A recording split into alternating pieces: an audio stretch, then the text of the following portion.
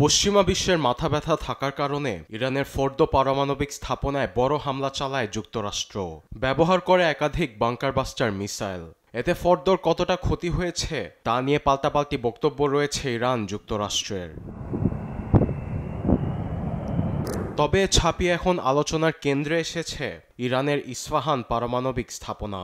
শনিবারের এক গোপন ব্রিফিংয়ে মার্কিন উচ্চপদস্থ সামরিক কর্মকর্তারা জানান, ইস্পাহানের ভূগর্ভে ইউরেনিয়ামের প্রায় 60% মজুত করে রেখেছে তেহরান, যা দিয়ে ভবিষ্যতে পারমাণবিক অস্ত্র তৈরি করতে পারবে তারা।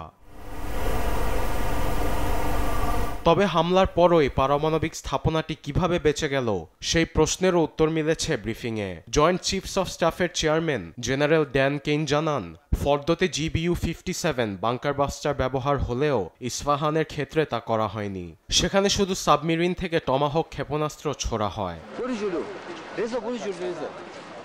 জেনারেল কেইন আরও বলেন, ইস্পাহানের পারমাণবিক স্থাপনা এতটাই গভীরে যে বিধ্বংসী B-2 বোম্বারের বাংকার বাস্টার দিয়েও ধ্বংস করা সম্ভব নয়। ইরান তার ইউরেনিয়াম মজুদের বেশিরভাগ অংশ এমন জায়গায় সরিয়ে নিতে সক্ষম হয়েছে যেখানে যুক্তরাষ্ট্রের বোমা হামলা কোনো ক্ষতিই করতে পারবে না বলে স্বীকার করেন এই জেনারেল। তবে মার্কিন প্রতিরক্ষামন্ত্রী পিট হেগসেথ বলেছেন, ইরান সমৃদ্ধ ইউরেনিয়াম অন্যত্র সরিয়ে নিয়েছে এমন কোনো গোয়েন্দা তথ্য তার জানা নেই। আর মার্কিন প্রেসিডেন্ট ডোনাল্ড ট্রাম্প দাবি করেছিলেন, হামলার আগে কোনো ইউরেনিয়াম সরানো হয়নি।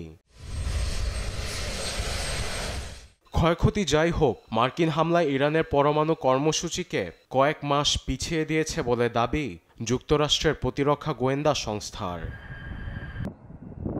আরবেদ আফসার, নিউজ ডেস্ক, দেশ টিভি।